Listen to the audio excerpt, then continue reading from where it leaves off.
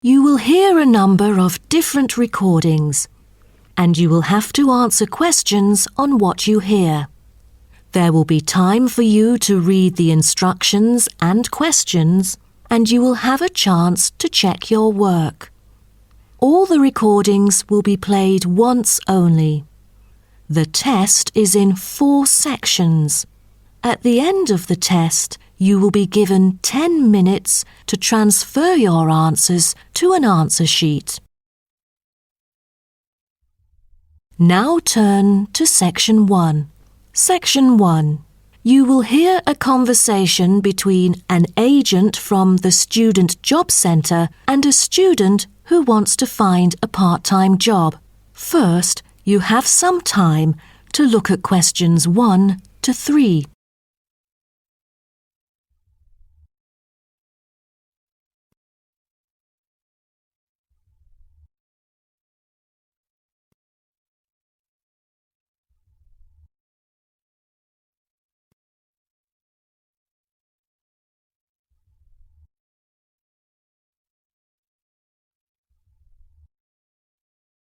You will see that there is an example which has been done for you. On this occasion only, the conversation relating to this will be played first. Good morning. Oh, good morning. Is this, room number 316? Yes, that's right. So, is this the Student Job Centre? It certainly is. How may I help you? Well, actually, I'm looking for a job, a part-time job. Do you have anything available at the moment? Ah, yes. Are you a registered student? I'm afraid this service is only available to full-time students. Yes, I'm doing my degree in statistics studies. Here's my student card. Right. Well, let's just have a look at what positions are available at the moment. There is a job for social workers, and the workplace is in the House of the Disabled. The agent says that the workplace for social workers is in the House of the Disabled, so disabled has been written in the space. Now we shall begin. You should answer the questions as you listen, because you will not hear the recording a second time. Listen carefully and answer questions 1 to 3. Good morning. Oh, good morning. Is this, room number 316? Yes, that's right. So, is this the Student Job Centre? It certainly is. How may I help you? Well, actually, I'm looking for a job, a part-time job. Do you have anything available at the moment? Ah, yes. Are you a registered student? I'm afraid this service is only available to full-time students. Yes, I'm doing my degree in statistics studies. Here's my student card. Right. Well, let's just have a look at what positions are available at the moment. There is a job for social workers, and the workplace is in the House of the Disabled. That would be fine for me. What are the hours like? You'll have to work every day, and the payment is $9 per hour. However, the skills required are not very basic, so 3 days of training is needed. The pay is quite good, though I'm in my second year of study now, and must attend some courses during the daytime, so I'm afraid I can't make it for this one. Do you have any other positions? You know, ones that I could spare more class-free time on? That's not good then. Let's see. Here, there is one for security guards in the supermarket. What about the pay? The salary is pretty standard for this one. It's $25 per hour. Great! That's much higher than I would have expected. Are there any special qualities required?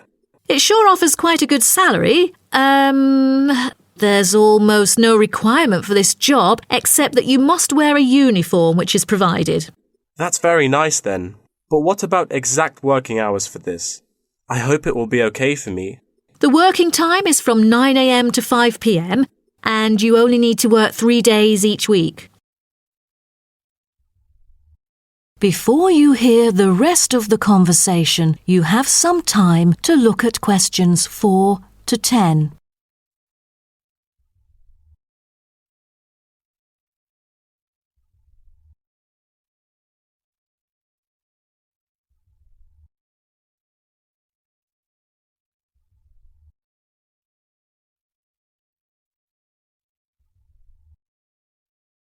Now listen and answer questions 4 to 10.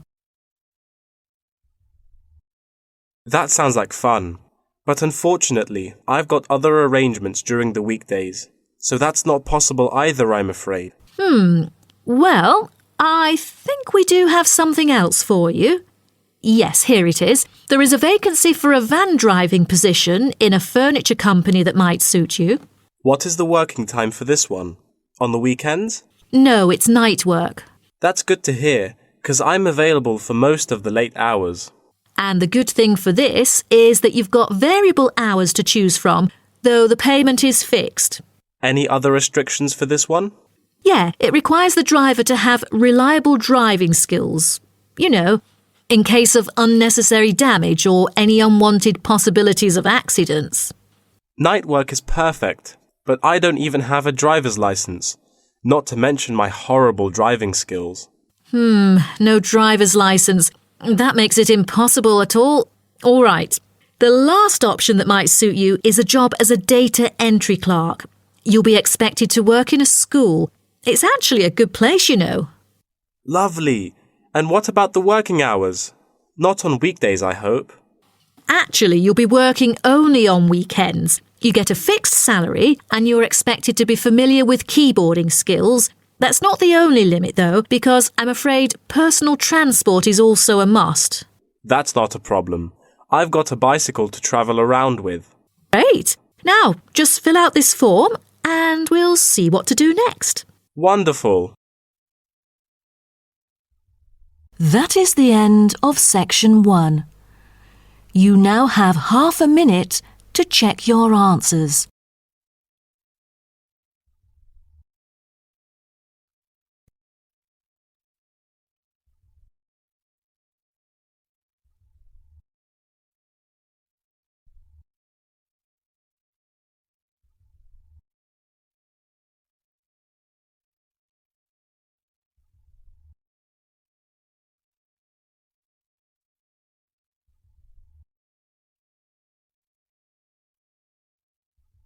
Now turn to Section 2. Section 2.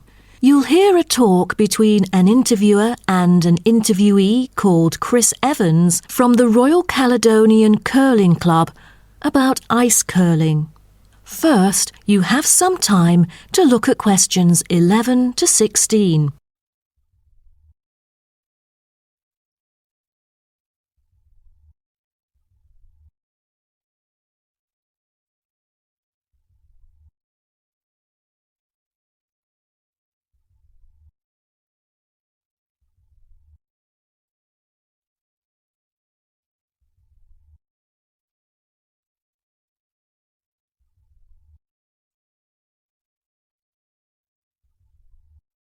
Now listen carefully and answer questions 11 to 16. Today, we're pleased to have on the show Chris Evans from the Royal Caledonian Curling Club. Now, let's welcome Chris to tell us something about ice curling. Chris, please. Thank you. It's my honour to briefly talk about ice curling here to all of you. So let's start with what curling is. Curling is a sport in which players slide stones on an ice rink towards a target area which is segmented into 4 concentric circles. 2 curling teams consist of 4 players, the lead, the second, the third, and finally the skip. The captain of the curling team and its players will throw their stones in the order stated above. Each team has 8 stones. The purpose is to accumulate the highest score in the game. Points are scored depending on which stone is resting closest to the centre of the target area at the end of the game. The ice surface on which the game is played, or the rink in curling, is called the sheet. It is covered with tiny droplets of water that become ice and cause the stones to curl or deviate from a straight path. The curling players should slide the heavy polished stones or rocks across the ice curling sheets towards the house, a circular target marked on the ice, as I mentioned before. There are several pieces of equipment essential for a curling game, so a concise instruction will be given to you. The most important things are the curling brush, which is used to sweep the ice surface in the path of the stone, as well as the curling stone, which is sometimes called rock. The former is usually made of horsehair, and the latter is made of granite, mainly coming from Scotland. Curling shoes are similar to ordinary athletic shoes, except that the two shoes in a pair have dissimilar soles. The sole of the slider shoe, which is designed for the sliding foot, is typically made of Teflon, while the gripper shoe for the hack foot has a special layer of rubber applied to the sole. During the curling game, you may also find a stopwatch attached either to the player's clothing or the broom, which is used to time the stones over a fixed distance to calculate their speed.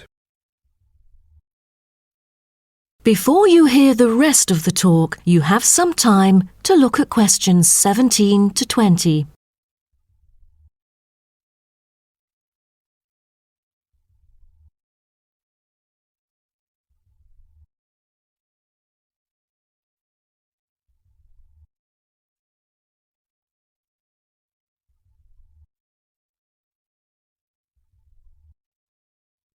Now listen and answer questions 17 to 20. Now, a word about the development of curling clubs. Curling is thought to have been invented in medieval Scotland, and outdoor curling was very popular in Scotland between the 16th and 19th centuries, as the climates provided good ice conditions every winter. Kilsyth Curling Club is renowned as the first club in the world, having been formally constituted in 1716 and widely influencing ice curling development. In Kilsyth today, both men's and ladies' sections are thriving, participating in all major competitions and having won championships in the British Open in the past. The mother club of curling, Grand Caledonian Curling Club, was instituted in 1838 for the purpose not as such to attract people's interest, but to regulate the ancient Scottish game of curling by general laws. With these official rules, the young curlers could be trained in a more professional way. By 1842, the new national club had sought to obtain royal patronage, and it has ever since been known as the Royal Caledonian Curling Club. However, many sports, such as athletics and tennis, were frowned upon as being too recreational and not practical enough. So the Crown banned them by law during the 1300s, in the hope that men would instead practice the archery skills that were seen as vital to the country's defence. And the ban was lifted in the 17th century. So, do you know the reason for curling being kept during the 16th century? Is it because it was so popular, or because people from all ages like children could play it?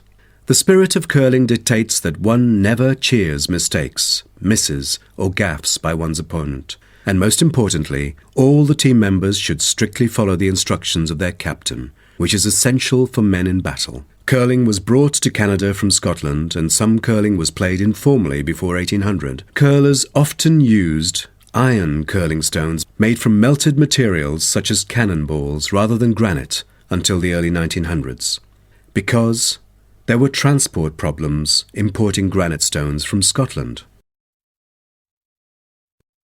That is the end of section 2.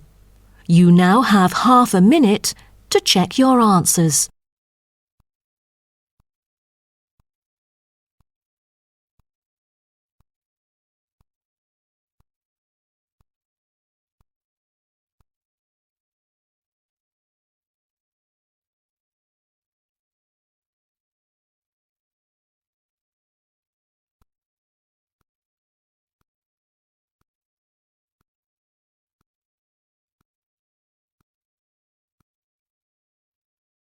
Now turn to section 3. Section 3. You will hear a student called Greg talking to his student about the study of the wind farm in Australia. First, you have some time to look at questions 21 to 25.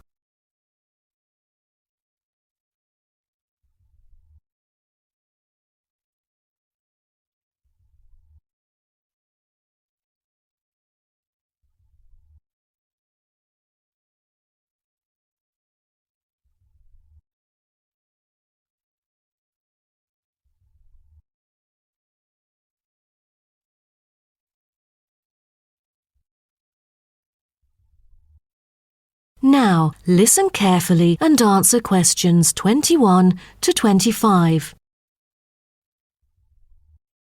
Okay, Greg. So I finally managed to read the article you submitted, the one about the study of the wind farm in Australia. You did? Great! What did you think of it? Yeah, I was a little confused at first because of the background information you failed to present on the paper. I mean, it's kind of important for you to give some general knowledge before you start actually writing on the main theme. Oh, I was thinking of doing that during the presentation session. But now that you have mentioned it, I could add it to the beginning of the essay. I've done some research on that, to think about the different ways that people use wind. Wind is one of our cleanest and richest sources of power, as well as one of the oldest. Windmills began to be used in ancient Iran back in 7th century BC. They were first introduced to Europe during the 1100s, when armies returned from the Middle East with knowledge of using wind power. For many centuries, people used windmills to grind wheat into flour or pump water from deep underneath the ground. During the 1970s, people started becoming concerned about the pollution that is created when coal and gas are burned to produce electricity. People also realized that the supply of coal and gas would not last forever. Then, wind was rediscovered and carried out into research for the first time. Greg, why don't you just put all that information together and present that in the introduction part of your essay? Okay, I'll do that. What also intrigued me was that there were disadvantages about a wind farm. You see, all the conventional green scenarios for reducing carbon emissions include a dramatic upscaling in renewable power generated by wind, both on and offshore. However, the environmental impacts of this large-scale industrial deployment, both of turbines and power lines, frequently in relatively natural areas, are often neglected by climate campaigners. For example, wind turbines have the reputation of generating noise as well as electricity. So as more electricity is produced, they can be really noisy. Another thing is that some new turbine blades kill a worrying number of birds, especially large birds like raptors. But there must be a bright side, right? Yeah, of course. According to figures pulled together by consultants of the Intelligent Energy Systems using data from the Australian market operator, wind energy accounted for 50% of demand in the state. That's half of the power source. Besides, this one unexpected outcome really attracts lots of visitors and helps the local tourism. That's good to hear. Before you hear the rest of the talk, you have some time to look at questions 26 to 30.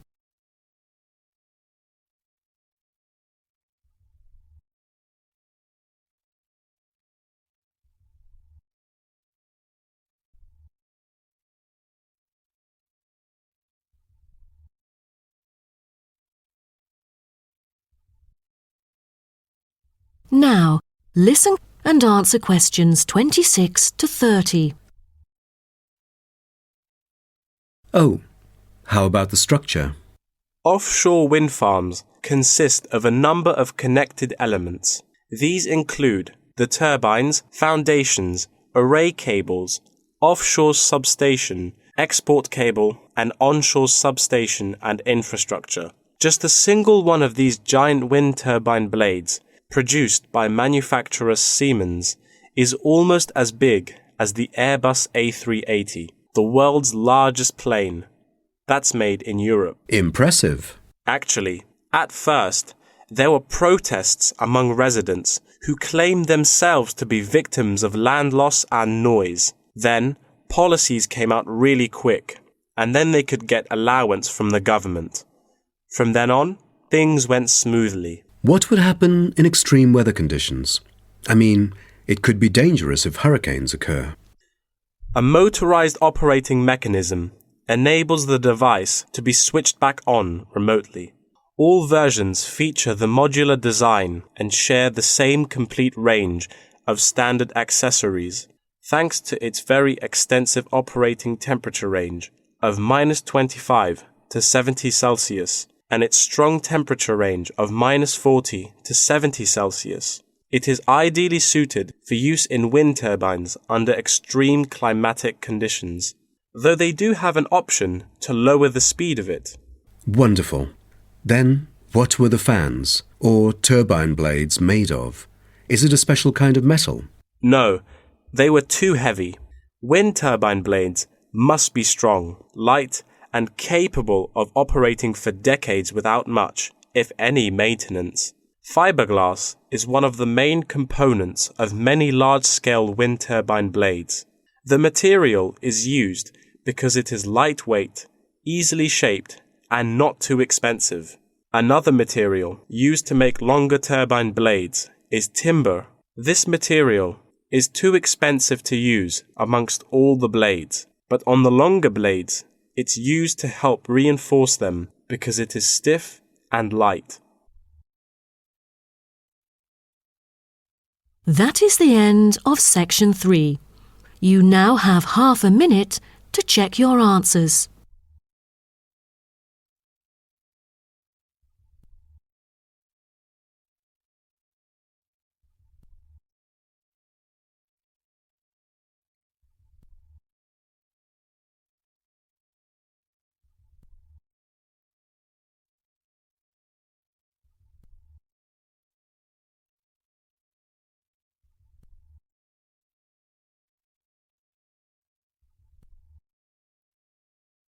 Now turn to section 4. Section 4. You will hear part of a lecture about tea tree oil. First, you have some time to look at questions 31 to 40.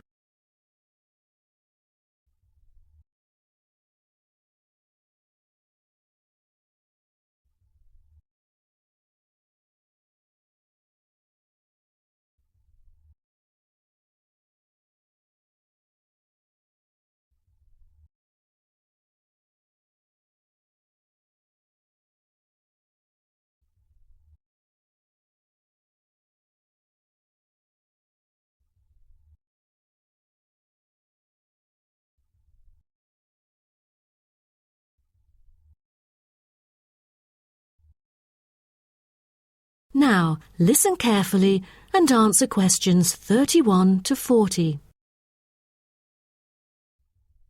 So, what I'm going to talk about to you today is something called tea tree oil, which was first extracted from Melaleuca alternifolia in Australia. This species remains the most important commercially.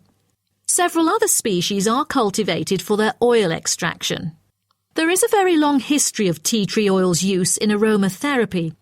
Traditionally, Melaleuca alternifolia leaves were crushed and the oil was inhaled by the Aborigines of Australia for the treatment of coughs, colds and also for the treatment of wounds. For instance, they chewed the young leaves to alleviate headaches and took them to treat sore throats or skin ailments.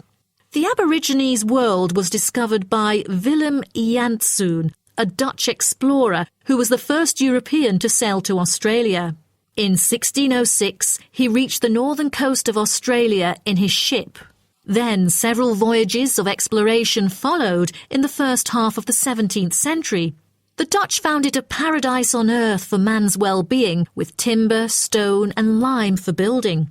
There was also plenty of salt, and the coast was full of fish. Besides, they found the characteristics of the diet there because they happened to meet 10 naked black Aborigines having a meal in the open air. While the value of tea tree oil originated from Australia, it was gradually known and tested by the outsiders. In the middle of the 18th century, Sir Hugh Palliser, an officer of the British Royal Navy who had been to Australia several times during that period, got serious injuries all over due to his experiences in several wars. For more than the last 15 or 16 years of his life, he seldom laid down on a bed because of the constant pain in his leg. Then he tried tea tree oil, as it was said that tea tree oil could operate as a very powerful immunostimulant for pre- and post-surgical care. The use of the name tea tree, also called paper bark trees, probably originated from Captain James Cook's description he made soon after he had arrived at the coast of New South Wales in 1770. At the time, he witnessed some Aborigines of Australia using one of the shrub's leaves to make an infused drink in place of tea. In the 1920s, some human clinical research and the documentation of many benefits associated with tea tree oil were credited, which were made by Dr. Arthur Penfold, an Australian government chemist. He investigated the business potential of a number of native extracted oils, then reported that tea tree oil was promising as it exhibited powerful antiseptic properties. But after World War II, the entry of antibiotics declined the use of natural products in medicine, which had a negative effect on the production of tea tree oil.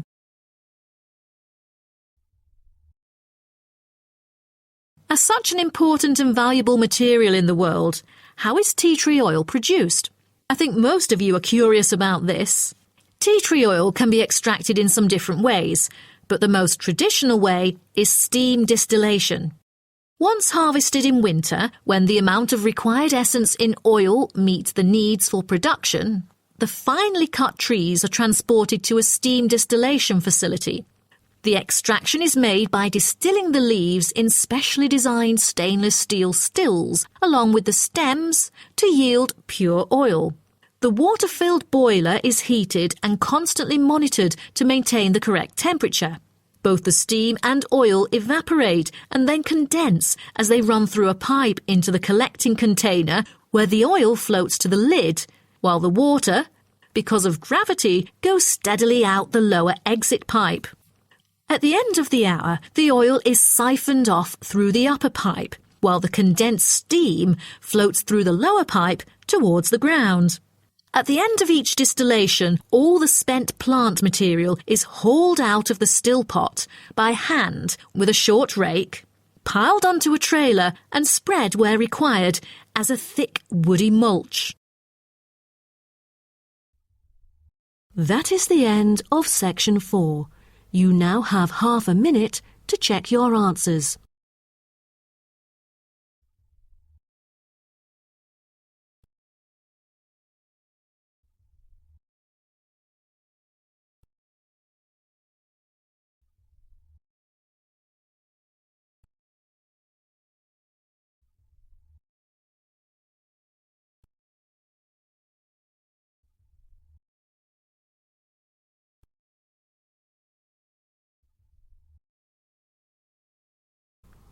That is the end of the listening test. In the IELTS test, you will now have 10 minutes to transfer your answers to an answer sheet.